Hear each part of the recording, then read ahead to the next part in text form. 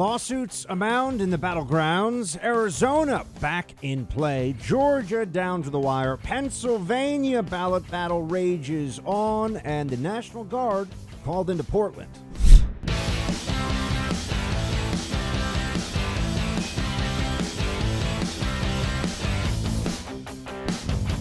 Welcome, friends, to the Buck Sexton Show. We are in it. We are in the fight, as expected. Here we are trying to figure out who the next president of the United States will be days after the election. Now, we all remember what happened in 2000. That stretched on for weeks into January. But this feels quite a bit different, doesn't it? There's social media that shows all kinds of possible fraud going on. In fact, if you look online, you'll see people sharing what seems to be documents, evidence proving that there are dead people who somehow voted in Michigan. Or unless you really think there are 120, 130-year-olds who are voting in that state, that there are ballots that magically appear at just the right moment and a not just majority, but 80, 90, maybe even 100% of them go for Joe Biden. It has yet to be the case, from what I've seen, that there's been a single instance of magically found ballots that all go for Trump. And we are supposed to believe this is all a coincidence. In fact, what we are told now by the Democrats is respect the system. Obey what the people in charge tell you to do. Don't question. Don't undermine. This is about our sacred democracy. Oh, so they're accusing us of being conspiracy theorists. What they're saying is that you have no evidence for this. The problem is that we do have evidence. And the additional problem is that we can also deduce, we can also analyze, we can look at the trends and see a clear pattern. And it's really the other side that is asking conspiracies to be believed. This is all just happenstance. This is just always going in one direction, kind of like the polls that we saw. They were all skewed toward Joe Biden. Why would that be the case? Gee, I don't know. But now you're hearing these exhortations. You're having these appeals to good faith and decency for the sake of our democracy. That's what they're telling us, the Democrat. And to that I say, this is war, friends. And we are wartime conservatives. That's what they haven't recognized about the Trump movement. We tried the other way. We tried we'll take the higher road, we'll be gentle in our political battles, and always appeal to the other side in the hopes that maybe they'll start reading Friedrich Hayek and learn about the road to serfdom. Maybe they'll start picking up some Milton Friedman or, I don't know, John Locke, or you name it, political philosophy that's not Karl Marx. Maybe they'll just open their minds a little bit and they'll see the error of their collectivist, scorched earth tactics in politics. That was a fantasy. We saw it with Trump. We saw it for many of us as a result of the effort to destroy Brett Kavanaugh, one of the most grotesquely horrific character assassination campaigns I've ever seen. And the only people that were a part of it were either completely immoral or absolute morons. There is no third option.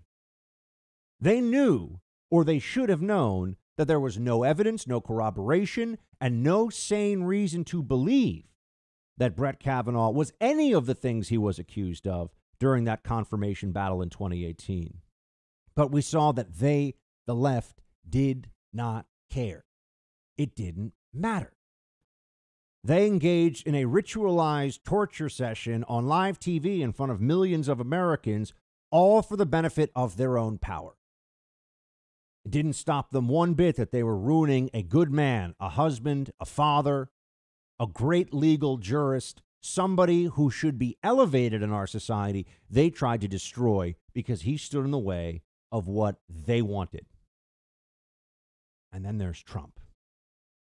What is Trump's magic power? What's his X factor? How is he different than what we've seen before in the Republican Party?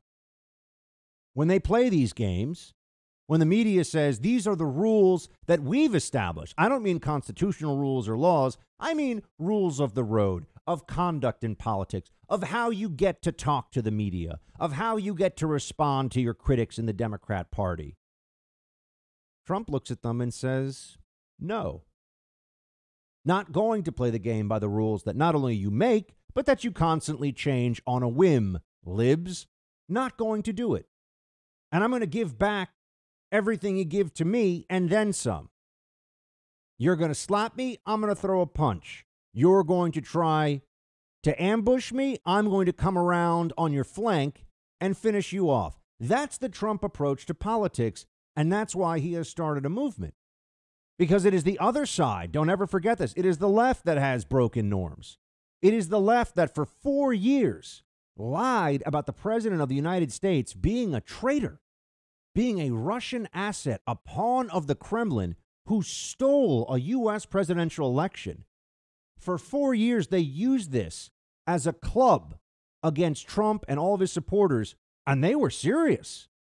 They weren't just saying this in the newspapers. They got a special counsel investigation. They wanted prison sentences for Trump, his family members, his advisors, based on a lie.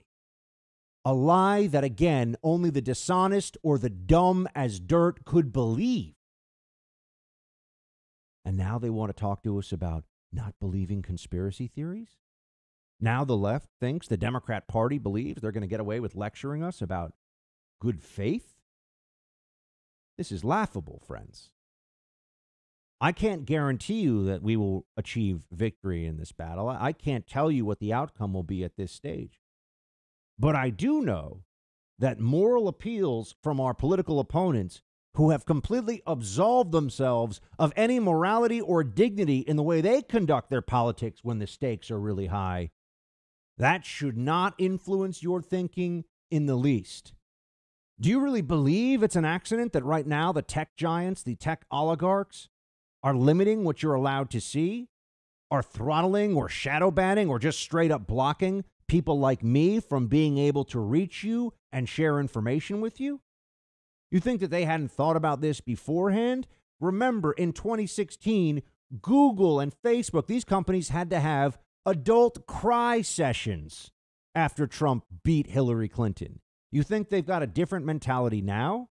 No, in fact, when they would return to, the Bay Area or Brooklyn or wherever their online engineers and social media influencers and all the rest of them live, when they would go among their peer group, they were the targets of scorn. Why didn't you do more? Why wouldn't you guys block all the fake news?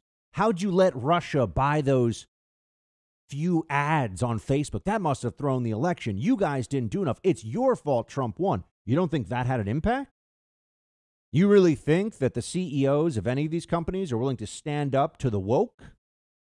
That they're willing to stand up to the people in their midst who are absolutists and seek the destruction of anybody who does not share their every ideal and plan?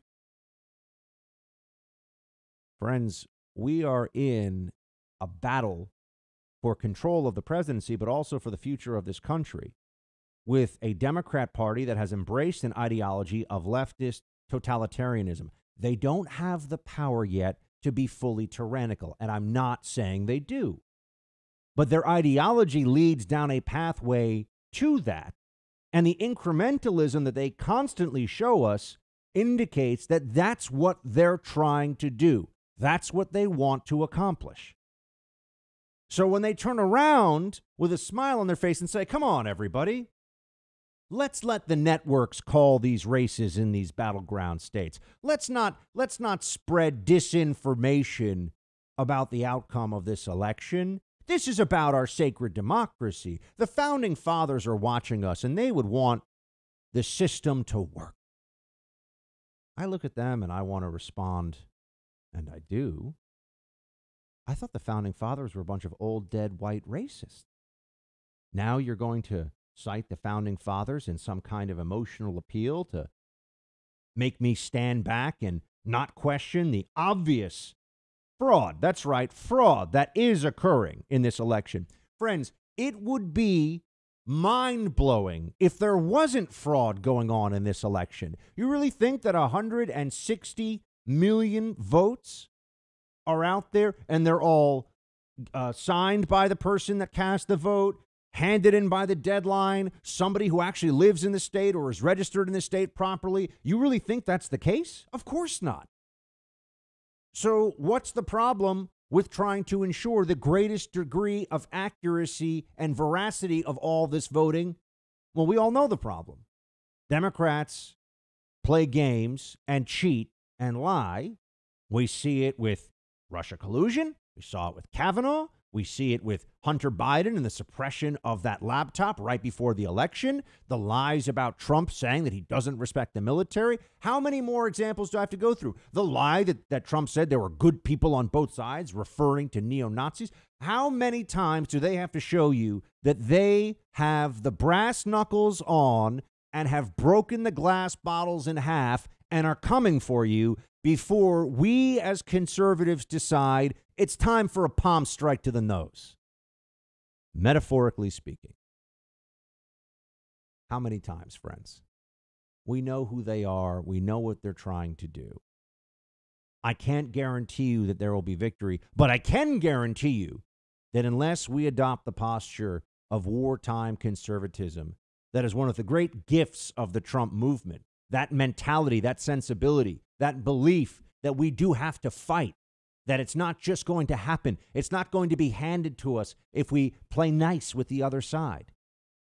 If we abandon that at this juncture, Biden will be the next president of the United States. That I'm certain of. The other option, friends, is to dig in and fight in every way that we can.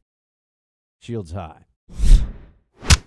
I recently got a crash course in home title theft, and you better pray this crime never happens to you. Here's how it works.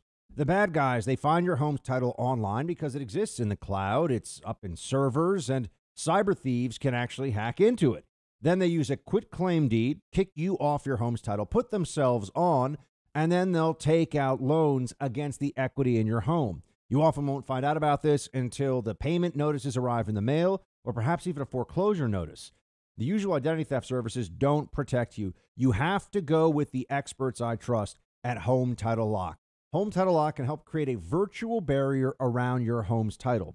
All you have to do is go to HomeTitleLock.com, use the promo code RADIO for 30 free days of protection. That's HomeTitleLock.com, promo code RADIO for 30 free days of protection. You can also check online at the site to see if you're a victim of this crime and don't even know it. HomeTitleLock.com, promo code RADIO.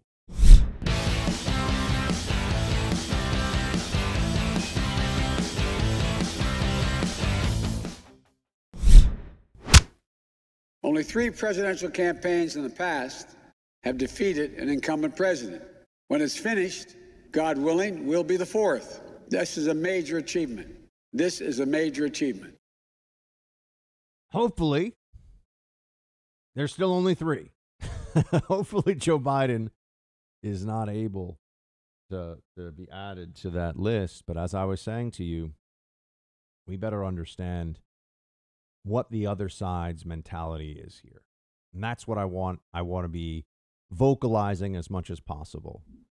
Because if we fall into this complacency where we think, oh, conservatives, for example, we don't riot, we don't loot, so nobody has to worry about conservatives doing that. So maybe the other side won't do that either. No. Democrats, Biden voters loot and riot and burn things down and do crazy stuff. We know this. It's consistent. They won't get rid of it. They won't condemn it. So we're not the same. Our approach, our mentality is not the same. We're not on the even level playing field in terms of ethics. We're not on an even playing field in terms of what. And remember, the Democrats love to say that their problem is they don't fight hard enough. I think that the Trump administration that was completely, ambushed with the Mueller probe would disagree. I think they disagree that the lies the media perpetuated to get that probe started and then continued on without any evidence, without any real support for it, I think that shows that, no, they're willing to do whatever the heck they have to do. At any cost, at any price, they want to win, they want power. Think about the things that you're hearing from Democrats, the rhetoric that they use. Trump is a fascist, they say. Trump is trying to destroy our democracy. Trump is a threat to the very sanctity of our institutions. And this, you know, is not a few people. This is not a fallacy of composition. I'm not elevating somebody from nowhere and saying, look at what this person, they do that. You know, every 4 years when there's a presidential election, we have to hear that David Duke has voted for the Republican. And every Republican I know is like, the Klan is a bunch of abject loser morons that barely exists anymore, thank God. And they're disgusting. And they're worthy of being spit on, although I don't condone assaulting people. But you know what I'm saying? This is nonsense. This is nonsense.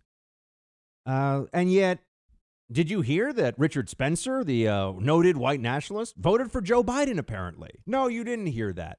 Why? Because it didn't help the media narrative. And I could sit here and say he probably did it so that people would talk about him and that guy's a scumbag. And who cares, right? Because it doesn't really mean anything because the guy's a loser. But those are the games that they play. They elevate that which does not matter if it helps them, and they suppress that which could matter. And you saw this with the Hunter Biden laptops, right? They are dishonest constantly. Absolutely, constantly dishonest. And now I'm warning you, they're going to appeal to your honesty, right? Remember that great quote from Frank Herbert, Children of Dune, from the sci-fi novel. You know, when I am weak, I ask for freedom because it is according to your rules. When I am strong, I take your freedom because it is according to my rules. That, if you're trying to understand the Democrat political mentality in one phrase, that's the collectivist Democrat authoritarian model. That's one of the more brilliant phrases I can think of. That's what they're doing right now. Come on, guys, let's just let every vote should be counted. Every vote should be counted, they keep saying. What about illegal votes? Should those votes be counted? But the slogan just drowns out all these questions. What about any voter integrity issues? What about ballots that aren't really filled out properly? Or, you know, they checked my signature against the signature they had on file when I went to vote. If people didn't sign their ballots, are we to say that that doesn't matter anymore? The rules don't matter? You know, there are all kinds of rules out there. Why do we even just allow voting for citizens?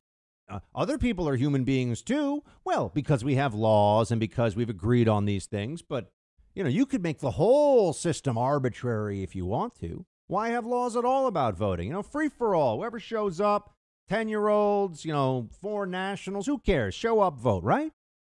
No, we have age restrictions, residency restrictions. We have a system in place, and the system does not matter unless the rules are adhered to and enforced. And that's the part of it that they want to leave off the table. They want this to be a free-for-all because they know in the aggregate there are more ideological warriors on the left who are willing to go to the mat and do stuff that is shady and or illegal to win this election. And they're going to keep looking at you and saying, hold on. Let's respect the process. Let's not get ahead of ourselves. We just want to see that every vote is counted. And then the moment that you point out that 5,000 ballots were found in a dumpster, all for Joe Biden, they'll say, suppress that, block him, come on Twitter, come on Facebook, shut him down. Oh, I thought this was all about our sacred democracy.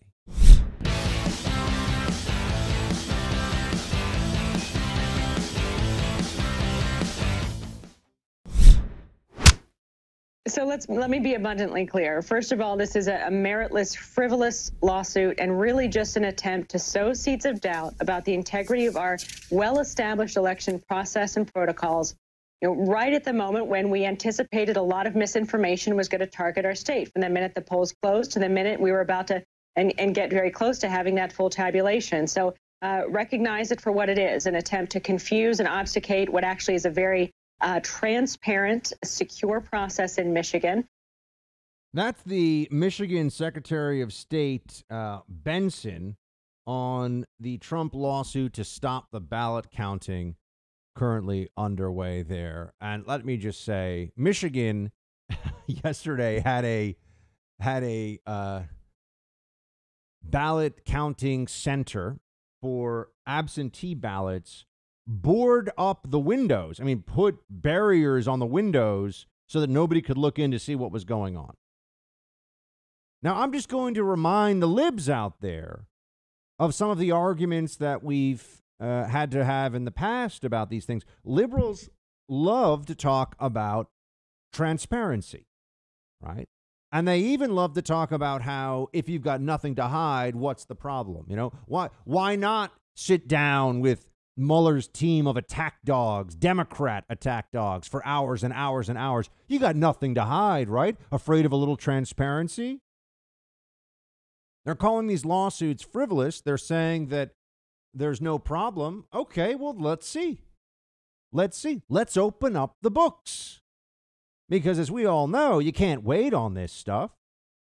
Once you have a presidential declaration, and if it seems like it's all said and done, you're going to go back in 6 months and do a recount then when you've already sworn in President Biden? I don't think so.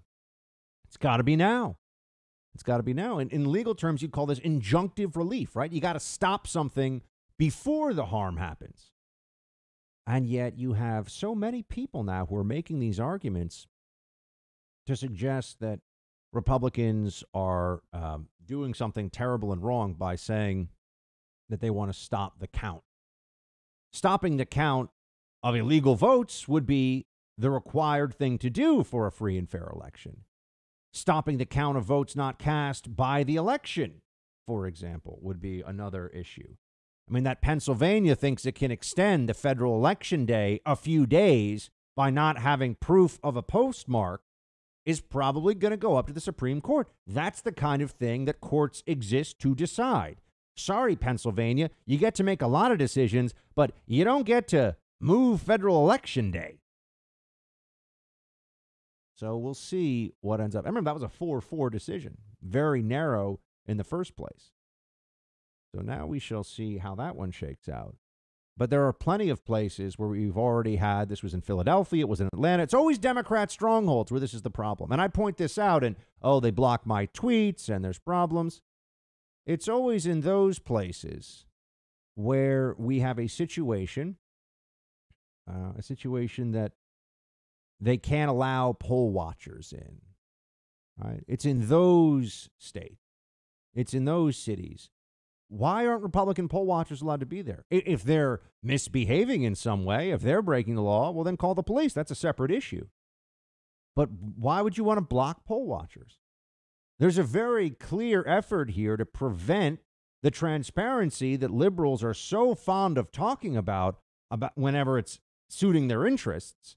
You know, where are Trump's tax returns? There's so many things you point to. What are you hiding? What are you hiding? And this is the classic, whenever a Republican or a conservative or anybody pleads the fifth on anything, it's, oh, this person's guilty. And whenever a Democrat does that same thing, it's just exercising their constitutional rights. We all understand the double standard. It's ridiculous. But this legal battle is going to escalate. And it is a shame that we didn't have a big winner on election night. I think that would have been better for the country overall. Because understand this, whoever wins, the other side is not going to accept it. They may not be able to stop it, but there's not going to be an acceptance of it. Now, for conservatives, that means that we'll say, well, we think Biden cheated, but if he ends up getting through this process and getting sworn in as president of the United States, if that ends up happening, well, then there will be the issue of trying to stop him and trying to limit his ability to ruin the country. If Trump wins, they will go completely insane. I mean, the left will make what they've been doing all summer, I think, look like a picnic. I mean, they're going to just everything that they can do. Because in their minds, remember, they think that the president has stolen the election twice. They think this would be the second time around that the president of the United States, who is a Republican, in this case Donald Trump, managed to cheat to have the most powerful job, the most powerful position in the whole world. They believe that. Now, I know you and I can sit here and say, come on. This is crazy talk, right? Yes. Yes, it is. But that doesn't matter. So was Russia collusion for 4 years. That was insane. Russia collusion talk was nuts. And we all know it, but they believed it. In fact, they still believe it. Never forget when I was on the Bill Maher show and I said, was there Russia collusion? That people at the table, all Democrats and Bill, they all sneered. Yes, there was. Oh, I'm sorry. So the Mueller probe was a fix too? Because they found no Russia collusion whatsoever. None. Zero. And there were a bunch of Democrats who were desperate to find something to destroy the president of the United States with, to throw more of his advisors into prison with. General Flynn still languishing in our court system because of Trump derangement syndrome in the form of a judge, but also in the prosecutors who initially were part of the Mueller probe that brought the charge against him. That's what they're trying to do. That's the way they play the game. And now they turn around and say to us, hey, why are you guys being so rough? Why are you trying to fight and bring all these lawsuits? You know who brought all the lawsuits in 2000? Al Gore, the Democrats. And this time around, we're supposed to accept that on election night, Trump was winning. We wake up the next morning, there's all these ballots that are being found that overwhelmingly support Biden, and you're not supposed to ask any questions. In fact, they won't let you ask the questions. That's where we are. It's gone beyond, hey, we have an issue here. Can we hash this out? To you're not even allowed to write this stuff, or they'll block you, they'll suppress you. I mean, the people that are coming after me with such ferocity.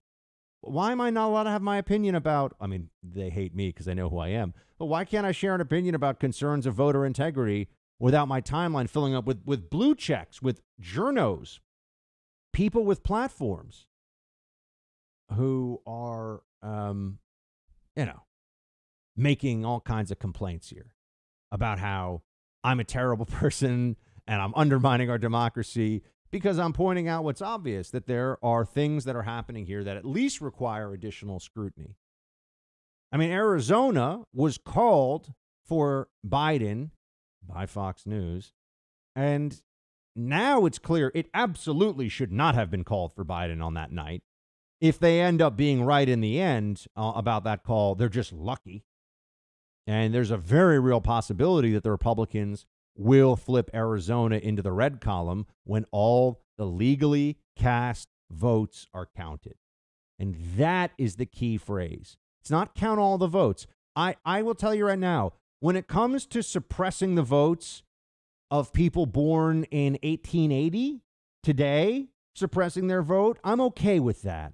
When it comes to suppressing the votes of people who have been dead for 30 years, I don't think that makes me a bad person.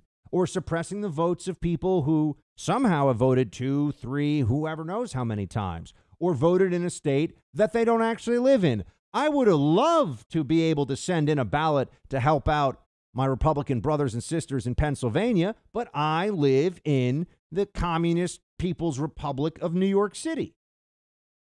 But I could have voted. I'm a U.S. citizen, so why can't I vote in Pennsylvania? Because we have rules. And we either believe in all of the rules and the enforcement thereof, or we believe in the selective application based upon political necessity, which means free-for-all. So the Democrat position is free-for-all until they win. The Republican position is, let's actually look at what has happened, what the rules are, apply them fairly and evenly, and see who won. And if at the end of this, we do get a full accounting, we do get the access we need, and we can't make the case, which is a different thing from saying it didn't happen, we can't make the case that Joe Biden only was ahead because of cheating in these places, well, I'll accept a loss if I believe a loss is merited here. I'm not saying that's impossible, but I'm saying I'm not accepting it until I know that's what happened. And that's the wartime conservative mentality we all have to have right now.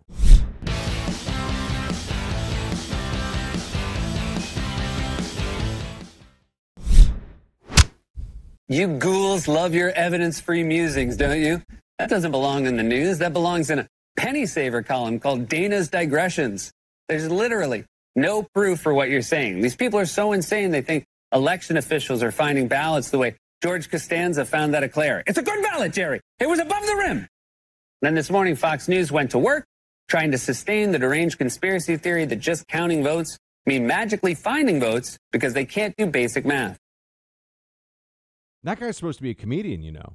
He's paid millions of dollars by a legacy media network to be an unfunny pain in the ass on TV, but he's supposed to be a comedian. Yeah. Really funny stuff there. I guess we're supposed to just accept when Michigan, for example, in the dead of night, says they found over 100,000 votes and every single one of them went for Biden. And then they came back later and said, oh, okay, you know, we actually made an addition error. So it wasn't that we really found 100. Okay, but the people that pointed at that and said, that's a problem, they're not the jerks. The people that yell at them saying, what do you mean, conspiracy theorist? They're the jerks. You know, if you're watching a sporting event and you know the two basketball teams are tied at 60, and then a minute later one of the teams has an additional 30 points, pointing at the board and saying, hey, that's a problem, doesn't make you a bad person. It makes you not a moron. But they want you to just be insecure. They want you to feel like you don't want to be one of the bad people that are questioning the dominant narrative. Because, oh, yeah, what does the government do without problems? Do you realize the government pays out every year $60 to $80 billion with a B in Medicare and Medicaid fraud every year? Billion. 60 to 80 billion. That's the estimate. It could even be higher than that. And that's just, you know, they just can't track it all down, can't find, you know, that's just the government writing checks to people that are not supposed to be getting them. Giving payments to doctors for procedures not done, giving reimbursements to people for things that never happened. I mean, what part of government action at this level isn't going to be fraught with problem?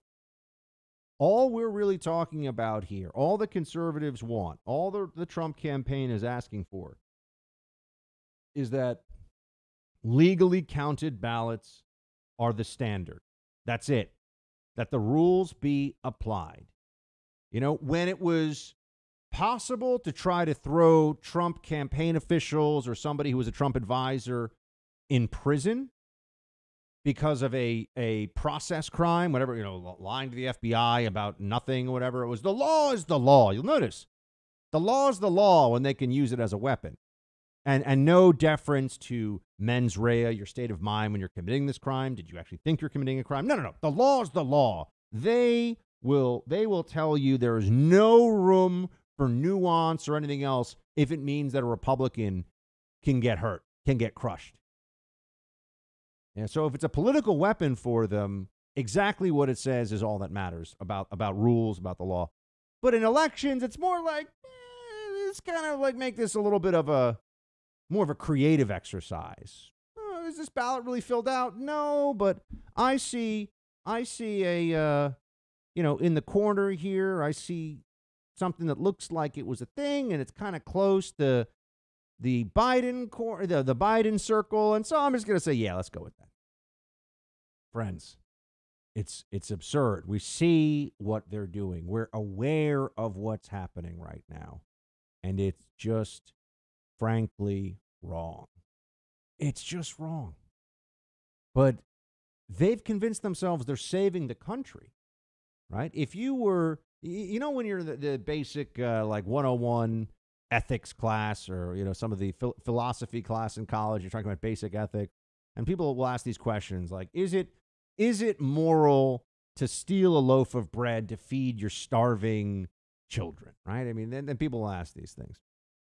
And these are questions.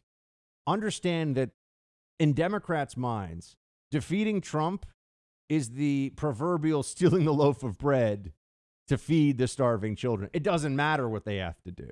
All that matters is that it worked. Their actions are inherently justified by the righteousness of the cause. That's what's going on all around you now. In Michigan, in Arizona, in Pennsylvania, in Nevada, in Georgia. Yeah, and if people are so funny too. They really, I can't even keep up with all the idiotic, sick burns they give you on social media. They'll say, this looks weird. And then they'll get all these people to flood your timeline with, well, the election chair there or the person running it is a Republican. Yeah, okay. That doesn't mean that people who are actually doing the ballot counting aren't being handed a stack of ballots that all say Joe Biden. There's nothing that the guy who runs the election being a Republican does to change. But people are so dumb and think they're smart. That's really, I think, actually one of the, I wouldn't say it's a defining characteristic, but one of the telltale signs of a liberal is they always think they're about 20 IQ points smarter than they really are. So wherever they are. So if you got a lib that's like pretty bright, they think they're a genius. You got a lib that's, pretty average, they think they're really smart. I mean, that's just the way that they are, because they're surrounded with all these influences that tell them just by believing what they believe politically, they're so bright, they're so wise. And that comes across in the way they even have these kinds of arguments. That comes across in the way they approach these political questions. So, friends, like I've been telling you, dig in.